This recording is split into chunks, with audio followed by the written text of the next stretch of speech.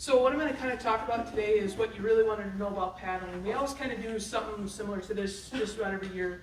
Try to put up some Facebook questions on what people want and bring just some general information. So who am I? My name's Katie Albers. I've been with the Kayak Association since probably 2008, which is about the same year I started paddling. I'm a ACA kayaking instructor. Currently opening on the board here, and then I've been paddling since 2008 myself. So what we're going to talk about a little bit is just some general stuff for folks getting into paddling.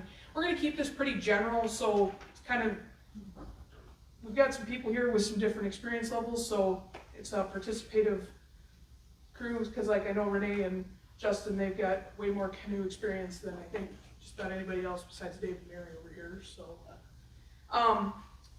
we're going to talk about equipment, where to go, where to get some skills, some basic safety information and consideration, non-paddling things that can be helpful for your getting out, and then cover any questions you've got. So some basic considerations we'll start with is you got to have three things when you go paddling, right? Some kind of vessel, something to move it, so a paddle, and your life jacket. So we're going to cover those three big things.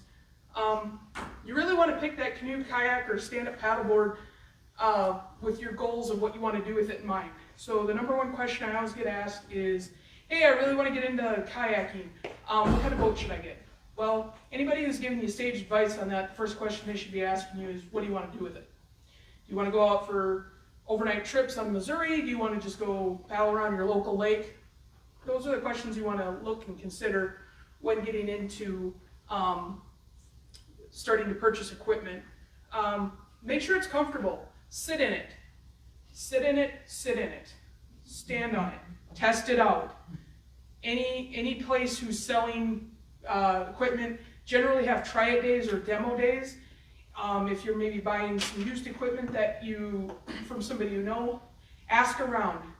Paddling people are good people. If somebody else has something similar, they may be willing to let you sit in that equipment or try that equipment before you actually purchase it. Know what the limitations of your equipment is. I could take a 17-foot boat on the Missouri and have the most comfortable time ever. It'd be great for going down the Missouri River. I'm not going to take that same 17-foot boat typically down Split Rock Creek, because my name's not Pat, but Pat's got the skills. He can take a 17-foot boat down Split Rock Creek. You did it once. But me, I would be swimming more than I'd be upright. Practice wet exits in that boat, or in your canoe, or on that stand-up paddleboard. We'll talk about it later where you can get some of these skills. Go to those pool sessions. Try it out. Try it with a buddy. Know how it is, because that's always the other question I get from people when they're like, hey, if I want to get into kayaking or something, I'm going to be stuck if I flip upside down, right? And I'm like, no, you're not. You'll fall out before you probably hit the water. But again, it's getting comfortable with your equipment that you have so that you know what it's capable of, so when you go out, you're having a good time. This PowerPoint's going to be made available after. So there's a lot of links in here that you can reference for some more information. So one other thing with boats and stuff like that, additional flotation. So if you're taking a kayak out, I know if I take any of my whitewater boats out, I've got to add float bags to the back because it's just one big open area. I take my 17-foot sea kayak. It's got some, thank you. It's got some hatches and stuff like that, so it's broke up. So it gives me some additional flotation. That's a safety feature of a boat. It's good, and also that it helps protect your investment. If you dump, it's going to really limit the amount of water that's available to go into your boat. And again, you don't have to spend a ton of money on this. All you have to do, you can use old fun noodles, beach balls that are semi-inflated, bags. Those are also really handy for some canoes and stuff like that, depending on what kind of canoeing you're doing. Because otherwise canoes are typically, they just have one air well in the front and the back. But it makes it easier to manage on your own. Okay, so paddles. Paddles come in many shapes and forms, but they are not oars, okay? Remember oars you use in a rowboat? Paddles go for it, huh?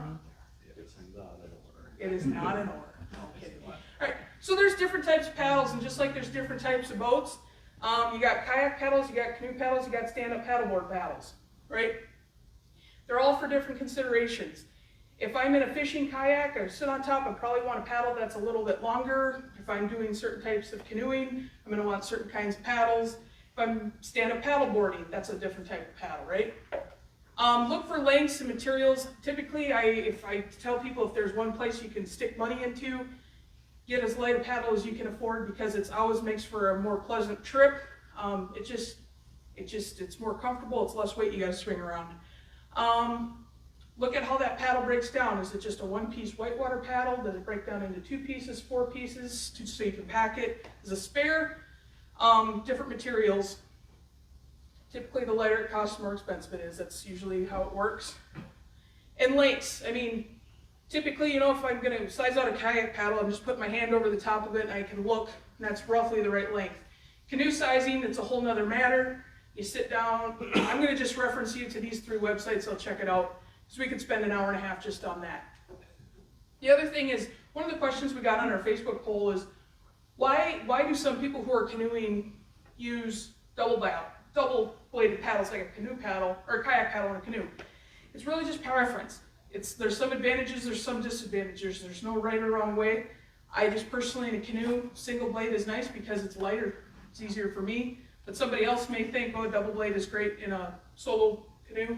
There's no wrong answer to that. It's whatever you're comfortable with. Life jackets. Life jackets are a pretty important piece of equipment to have with your paddle and whatever vessel you're paddling in. Asked this question last year, but how many of you all wore a seatbelt driving here today? Okay, probably most of the room's raising their hands. Think of your life jacket like your safety belt for your kayak or canoe, whatever. It's probably one of the most, the important thing with them is that you wear it. It's great to have it, but if you're stuffing it behind your seat, you're stuffing it under your bungees, you're never going to have it on in time if you flip. Because when you flip, it's not a matter of if you'll fall out of that boat, it's when. You always are going to do a wet exit at some point. Important things to look for with a life jacket: make sure that you have the intended use. The U.S. Coast Guard's changing their standards a little bit. It used to always be Type 1, Type 2, Type 3.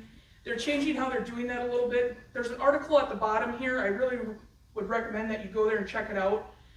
It explains what the changes are. I've got a few hard copies of that article available if you wanted to look at it.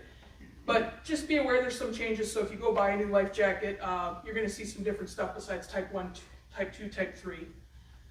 Make sure that that life jacket fits properly. Put it on, pull it, make sure all the straps are. If you pull that life jacket up and it's coming almost over your head, it's too big for you. Also, they make specific life jackets for women. I'm a really big advocate of it because they're a lot more comfortable than just the bog standard unisex life jacket. Make sure it has some storage. It's great to have that. Also, make sure it's the right size for who it is. Obviously, if a toddler is going to wear a different size life jacket than an adult. That life jacket for that toddler, typically has a strap so that it won't go up over the head. Also, they usually have the flotation pillow so that it'll roll them back over if they fall in. It's also a good idea anytime you get a new life jacket, throw a whistle on it. Just throw that in with the purchase of a new life jacket. Get a whistle, because you got to have a signaling device in the state of South Dakota on your boat. It's the law, and I think that's almost standard just about in any state place you're going to go kayaking or paddling. I check out the website. This is from NRS, and it'll explain, like I said, the breakdown of how the U.S. Coast Guard has kind of changed how life jacket sizing and stuff works. I just want to bring some stats about how important life jackets are. So these are the most current stats. They're always a couple years back from the U.S. Coast Guard. They keep boating safety statistics. But for the year 2021, there's 658 total boating fatalities. 74% were drowning. And of those 74%, 61% had no life jacket. Now, I hear the argument, well, a life jacket's not going to save me in every instance. Not true, but it sure as heck going to improve your odds. It's like a motorcycle helmet. Probably not going to save you in every instance, but it's going to improve your odds. Just for paddler related, information to break down that total boating number a little bit more. 24% made up that total 658 deaths. 85% of those deaths were drowning related, just alone. Trauma and unknown causes were the next leading causes. Paddle related drowning deaths, 23% wore a life jacket, and then 2 were unknown, and then 75% of drowning related deaths just in paddling alone were did not wear a life jacket where it's known, the incidents. So 3/4. And I'll tell you, I've been doing these slides like this for probably about 5-6 years. Those numbers stay fairly consistent and they don't change much. So what you can really see is that life jacket is really going to improve your odds if you just wear it. So that's why they always do the Just Wear It campaign. Some considerations in winter deciding to paddle. Justin and Renee just did a great presentation on, especially if you have a family, what things you should consider when you're going to go paddling. Are you going to look at local lakes, local rivers, remote places, large lakes, reservoirs? Those are all things to take into consideration when you're going to pick what kind of equipment you're going to take, maybe what you're going to bring with as far as supplies for the day. Are you going to go for a day trip? Are you going to go fishing? Overnight trips, multi-day excursion, whatever else you want to do. Consider the skill level. If you're going in a group, the best thing you can do is consider everybody's skill level. Plan that trip to the person who's the weakest paddler in that group. Because that way everybody at least has an opportunity that they're not going to feel overwhelmed. Everybody feels included. And it really just makes those trips a lot more manageable and fun for everybody. Some resources for where to go to figure out some information on where to go paddling. Locally in South Dakota, I can't think of a better place than Jay Heesel blog, Kayaking the Lakes of South Dakota. It's pretty much anything within 90 miles of Sioux Falls. Game Fish and Parks has resources available for like the Big Sioux Water Trail, or the Jay Heath Kayak Trail, Paddler's Guide to the Streams of the Black Hills. I think this is it right here. This book, I think it's still available on Amazon, isn't it? Yeah. It's written by Kelly Lane, guy who paddled out in the hills for his whole life, pretty much. I think it's a great book. I know I've used it a couple times when I've gone out to the hills. The Complete Paddler's Guide for the Missouri River. Dave Miller, it's kind of like the Bible for anybody who's going to be paddling down the Missouri River. I'm sure Dave's probably going to talk about it later. You don't get my copy. And I won't get Dave's copy. But I can tell you where to get them. They are not impossible to get. They don't cost $800 on Amazon, as Amazon's trying to sell them. Okay, so find out where to get that gold mine later. Facebook groups. South Dakota Canoe Kayak Association Facebook group. Sioux Empire Paddlers has one. Iowa Whitewater Coalition. Missouri River Paddlers. The 340 site. They've got, you name it. Nebraska Canoe Kayak, Black Hills Paddlers. Any of these groups. They're great places to go because you can get information about local areas. Maybe there's been that river run you've done for years, but all of a sudden one of the last storms created some new strainers or something in that area. These local groups typically have the best information about what current conditions are at. So I always check with locals. Also check with local outfitters such as Black Hills Paddle Sports. Locally, you can check with some of the Ace, Nyberg's Ace does rentals, King Kayaks does rentals, Sioux Falls Bike and Kayak, I think that's Will's rental place. They'll all be able to give you some information. Get involved with the paddling community. We're all here involved in this paddling community. Reach out to others in other areas. Paddling community, the thing about paddling people, they're great people. They're always welcoming. They always want to get more people on the water. And they'll also educate you about the area you're going. This is just a start. There's tons more resources out there. Okay, so where do I get the skills to kayak? Take a class. Lots of places offer classes. Locally, Sioux Falls Community Ed does. The outdoor campus here offers some. They usually have their interns teach them throughout the summer. Sioux Empire Paddlers offers classes locally. Black Hills Paddle Sports in the Hills does. And then I think, do you guys still offer them through Community Ed out there too then? Yeah. Yep. So Iowa Whitewater Coalition, they do a ton of classes. Canoe Sport Outfitters in Iowa, they do classes. They're around. It's just a matter of getting to them or figuring out when there's a class available. Now these classes that they offer, they'll offer anything from basic pool sessions to this is how I get in a kayak, this is how I set it up, to more advanced skills. Get to a pool session.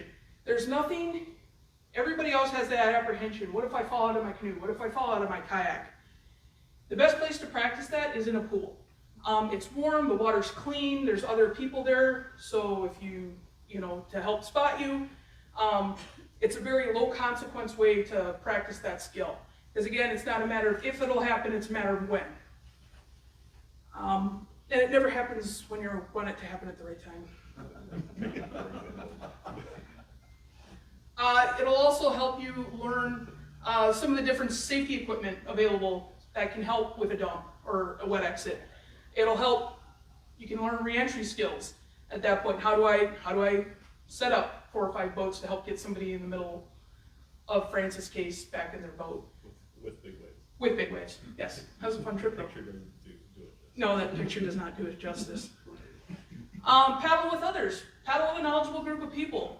It's a good way to help get you out, socialize, pick people's brains, learn about new resources.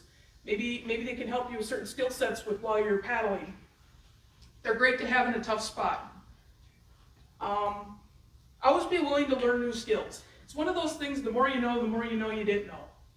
I think Dave posted this question on Facebook, but it's, why shouldn't I learn to roll before I've got good solid paddle strokes? Well, if I've got good solid paddle strokes and I understand how to use those paddle strokes, I'm a lot less likely to be in a position where I need to learn how to roll. And they'll get me out of more tough spots than a roll will. All rolling's fun and it's important to learn, but paddling strokes will get you so much farther. I've stayed upright I don't know how many times because of just knowing how to paddle. But this is always a good graph. It's paddling experience. This is really how it works. But everybody thinks they're initially an expert. It's like I got my paddle, I got my kayak, I got my life jacket, I'm good to go. I'm the best thing ever. And then they have that one experience where they're like, oh boy, maybe I don't know as much as I thought I did. Then maybe they start taking a class. And it's like, oh man, I really don't know as much as I thought I did. And that's where you kind of get that humbling point, and you're kind of like, oh, that old guy who's been paddling for years that I paddle with, they do actually know quite a bit, and I can learn a lot from them. But as you go, years of experience, typically you get a little humbler as you paddle more. Here's just some rough safety considerations. I always wear a life jacket. It's number 1. Have a first aid kit or safety equipment with you. And not only that, know how to use it. It's one thing to have that really fancy clotting stuff in your first aid kit, but if you don't know how to use that clotting component, it's not worth anything. Make sure you have enough water and food for you for whatever outing you're going on. That's part of planning. Possibly shelter if it's an overnight thing. Shelter doesn't have to be anything elaborate. Mylar blankets work great in a pinch. Or those little emergency shelters, they're small, you can put them in your life jacket. It's easy to stow it in your boat as well. Use sun protection. Long sleeves and a hat will go much farther than sunscreen. I would just say that the longer I paddle, I used to be the shorts and the t-shirt person, but the more and more I paddle, the more I love long sleeves and long pants while I paddle, just because sunscreen comes off, we forget to reapply it, but burning is one of the quickest ways that will mess up your body for helping regulate temperature, and it can get you in some bad spots really, really quick. Not only that, skin cancer is a real problem. So use sun protection. Sunscreen on open things, long sleeves are great. Make sure you're wearing typically polyester or non-cotton type clothes, just because if they get wet, they dry faster. Dress for the conditions. Hypothermia and heat exhaustion are a real thing. There's nothing worse than seeing spring of the year, everybody got their new kayak for Christmas. The ice is barely off the lake, and they're out there, shorts, t-shirt, yep, I'm paddling this brand new boat I've never been in. It's like, it's kind of a recipe for disaster. Just wait a couple months until the water warms up if that's the case. If you are paddling and there's risk of, hypothermia and stuff like that, it's never a bad idea to throw in a dry bag, dry clothes. Have it with you. Nothing else, when you get done, it's nice to be able to put those dry clothes on to warm up. But I always have them in a good solid dry bag so they're available. Be aware of hazards you may encounter, such as low head dams, strainers, especially in South Dakota, wind. Bad weather. We have like how many months of the year where if you're paddling on the Missouri River, it's straight headwinds out of the southeast. Sorry, direction challenge. You can get whitecaps on the Missouri River, and they're sometimes fun to paddle through, and they're sometimes really exhausting to paddle through. Now you tell me. You're a year late. Especially when you start getting up on some of the lakes and stuff. Check the weather.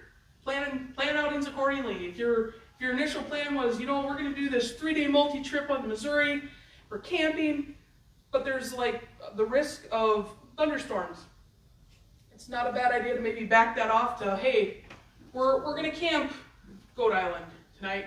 See how the weather is tomorrow. If the weather's crap, hey, we'll maybe just paddle to Clay County and call it a day. But we still got some paddling. But we kept it, within reason, and everybody's safe. Check those weather conditions. I'll cover that here in a second. Take other classes that are available that help bolster, your safety on the water. Take a CPR class. They're offered everywhere. Oftentimes, low to no cost.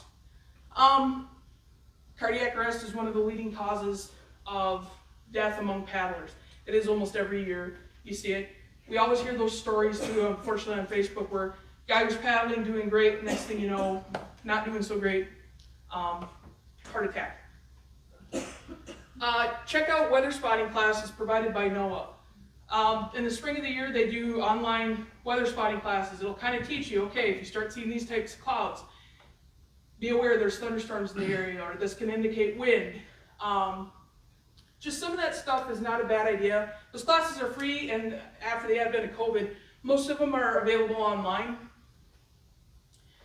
Let somebody know where you're going to be and where you're going to be out. We'll talk about this next on the next screen, but file a float plan. Apps are great too for figuring out the weather. One of my favorite ones is WeatherBug. Now, yes, don't become completely dependent on just a device, because you could be someplace where there's not a signal available. That's why I'm saying also take that weather spotting class, kind of can see what's available. Reason I like WeatherBug, gives me that lightning indicator. Tells me if there's lightning in the area. Because yes, if you were in the middle of the lake with a conductive paddle, you are the highest thing. Don't paddle when there's lightning, clearly. Windy is another app that's available. It's really good for being able to predict winds in certain areas. I am not the most directionally cognizant person, so if somebody tells me, oh, the lake faces north and there's a south wind, I'm like, huh? So the nice thing with Windy is it'll actually give you a graphical representation of what the wind does across a given body of water. So it'll show you. It's kind of hard to see on that screenshot, but there's like little pink tick marks that are going across there indicating which way the wind's going. Float plans. Now, we can go through the U.S. Coast Guard float plan. It's really big, it's really long. But a float plan can literally be as simple as, it's in case of an emergency, somebody knows where you're at. Somebody knows how to help get in touch with you. And the thing is, we kind of get that false sense of safety with a cell phone. You think, I've got a smartphone with me, I can just call 911 or I can call whatever and it'll be here instantly. The thing is, that's not true.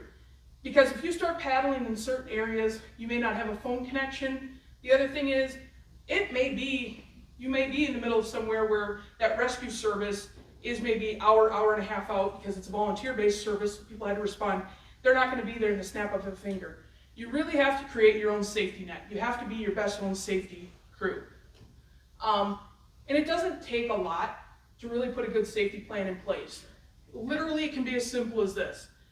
This was a typical text message I'd send my boyfriend when I was just going to go paddle out at Lake Elvin for a couple hours. It'd literally be, hey, I'm at whatever body of water. My vehicle's parked at the south ramp. Probably be out so long. And the thing is, he knows what I paddle. He knows what my vehicle looks like. And then let him know when you get off the water. Because routinely I would find people to sit and BS with, when I'm there. So I may be another 45 minutes, but I at least text him right away when I'm off the water so he knows, hey, she's off the water, she's safe, things are good to go. And you really, I can't stress enough, you have to be proactive with your own safety. So if you're texting somebody, say, hey, this is my safety plan, make sure they know the information. If you've got to send them like a Google locations are great because you can share that location. I've routinely done that where I've dropped a pin, say, hey, I'm putting in at this spot, and I've shared that with people so they know where I put in at. So if, God forbid, something would happen, they at least know where to start looking.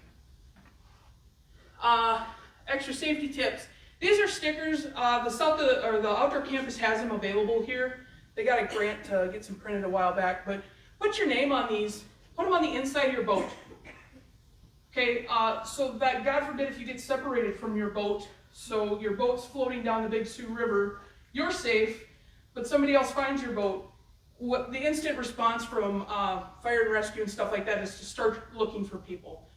If you ever get separated from your boat while you're out on wherever and you can't find your boat immediately, call the local sheriff's department, local law enforcement, and just say, hey, I got separated from my boat is this description, I'm safe, everybody in my party's safe, my contact information's in my boat.